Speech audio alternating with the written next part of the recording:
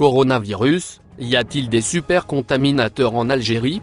L'Algérie connaît une recrudescence alarmante du nombre de personnes ayant contracté le coronavirus. Le pays est en train de faire face à une deuxième vague épidémique, affirme le professeur Salim Nafti dans une déclaration accordée à TSA, ce mercredi 15 juillet. Selon lui, la hausse importante du nombre des contaminés est due à un phénomène observé partout dans le monde et appelé les supercontaminateurs. Le pneumologue Salim Nafti estime que l'Algérie connaît bel et bien une deuxième vague. Il signale que le virus est devenu plus contaminant. Nous sommes actuellement dans une période assez difficile de la pandémie de coronavirus. Nous venons de dépasser les 500 cas diagnostiqués durant ces 24 dernières heures. Le nombre des contaminés avoisinait hier mardi les 527 nouvelles infections, avec un total de 20 212 cas confirmés depuis le début de la pandémie, rappelle-t-il. Le pneumologue a expliqué que le coronavirus était devenu plus dangereux à cause de la rapidité de sa propagation, indiquant que le phénomène des supercontaminants serait derrière la flambée de la pandémie. Ce virus est apparemment devenu plus contagieux.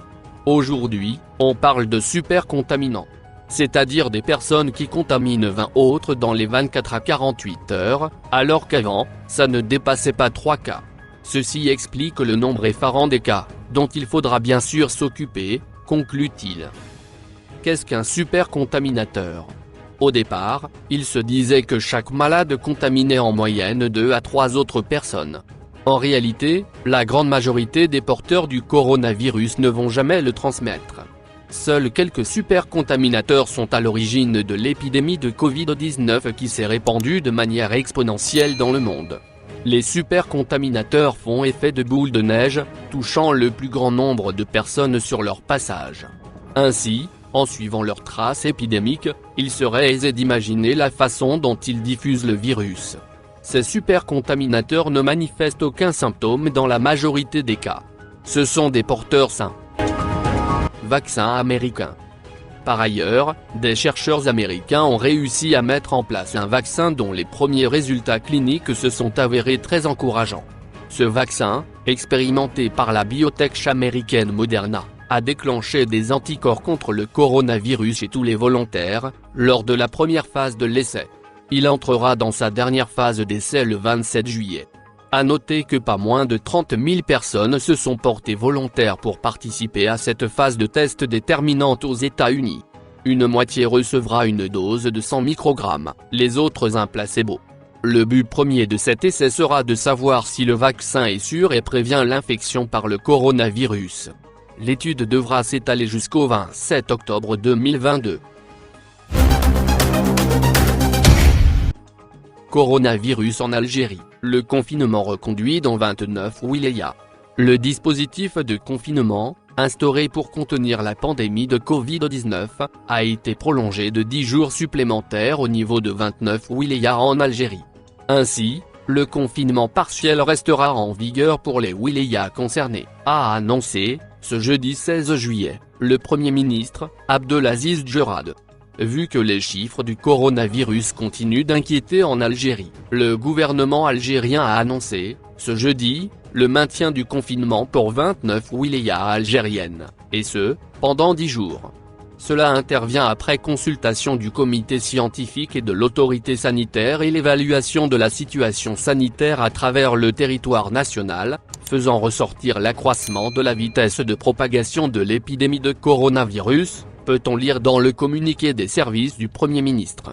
Les wilayas concernés par ce confinement partiel, dont les horaires restent de 8h à 5h le lendemain sont donc, Boumerdé, Soukara, Tissé-en-Silt, Djelfa, Mascara, Oum El Bouaghi, Batnak, Bouira, Rolizane Biskra, Kanchela, Msila, Chley, Sidi Belab, Médéa, Blida, Bordjibou Arorij, Tipaza, Ouargla, Béchar, Alger, Constantine, Oran, Sétif, Annaba, Béjaïa, Adrar, Lagua et El Oued, indique le communiqué des services du gouvernement. Notons que cette mesure de confinement partiel à domicile entrera en application à partir de samedi 18 juillet. L'interdiction de circulation automobile maintenue. Par ailleurs, le Premier ministre, Abdelaziz Djerad, a également décidé de prolonger l'interdiction du trafic vers les 29 wilayas suscités. Notons que l'interdiction concerne également les véhicules particuliers. Concernant les transports urbains publics et privés, ils seront interdits de circuler les véhicules uniquement. Néanmoins, le même communiqué souligne que le transport des personnels et celui des marchandises ne sont pas concernés par cette mesure. Rappelons que le gouvernement algérien avait annoncé, samedi 13 juin, la levée totale du confinement pour 19 wilayas. Il s'agit de Tamanrasset, Tindouf, Ilizi, Saïda, Gardaya, Nahama, El Bayad, Tiares, Guelma, Skirda, Jigel, Mostaganéon, Tebessa, Tlemcen, Ain Tmouch, El Tarf, Tizi Ouzou, Ain Defla et Mila. Des wilayas qui ne sont plus concernés par les mesures du couvre-feu. Ouverture de l'espace Schengen, la France demande d'exclure les Algériens. La France aurait fait campagne auprès des pays membres de l'Union européenne pour exclure les Algériens de la liste des ressortissants autorisés à entrer dans l'espace Schengen. Selon l'agence Reuters, la plupart des pays européens se sont opposés au retrait de l'Algérie de la liste des pays sûrs. Les Algériens sont, donc, toujours éligibles de voyager en Europe, selon les recommandations de l'UE. Néanmoins, les 27 pays membres de l'UE n'appliquent pas tous cette disposition. Selon la même source, qui cite un responsable de l'UE, qui a assisté à la réunion, la France, principal partisan de la radiation de l'Algérie de la liste, a fait savoir lors de la réunion des diplomates qu'elle adopterait des mesures nationales pour bloquer les arrivées des voyageurs à partir de l'Algérie. Les membres de l'Union européenne viennent d'approuver une proposition de l'Allemagne, qui occupe actuellement la présidence tournante de l'UE, d'exclure la Serbie et Monténégro de la liste des pays dont les ressortissants sont autorisés à entrer dans l'espace Schengen. Lors de la mise à jour bimensuelle effectuée ce mardi par l'Union européenne, la France aurait pesé de tout son poids pour exclure l'Algérie et le Maroc de cette liste.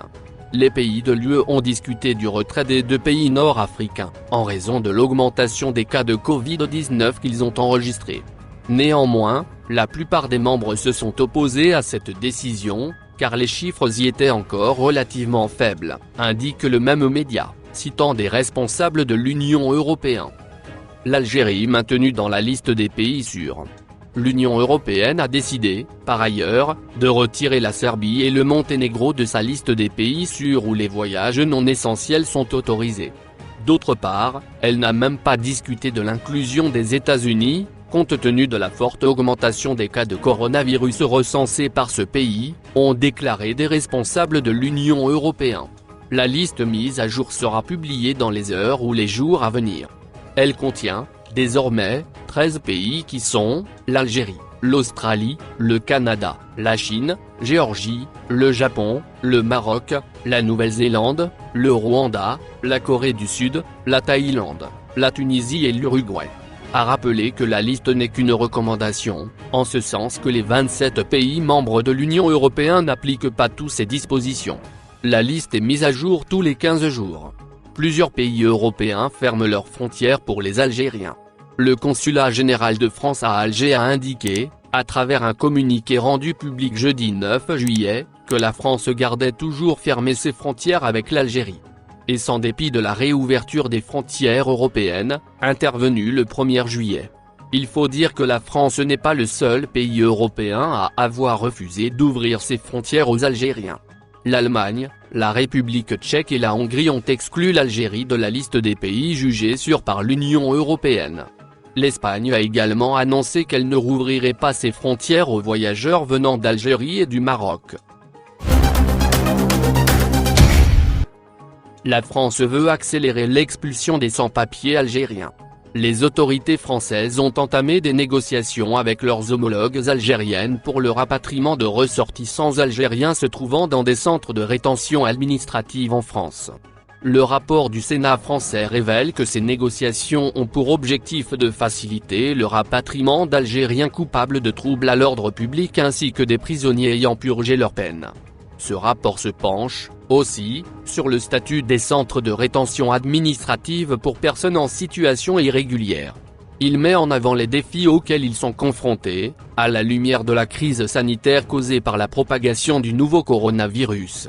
Ce rapport, qui a recensé les différentes nationalités présentes dans ces centres, révèle que les Algériens sont les plus nombreux. Ils sont suivis des Tunisiens et des Albanais. Le rapport indique que les personnes présentes dans ces centres ont été détenues pour diverses raisons. Recul des expulsions depuis la fermeture des frontières.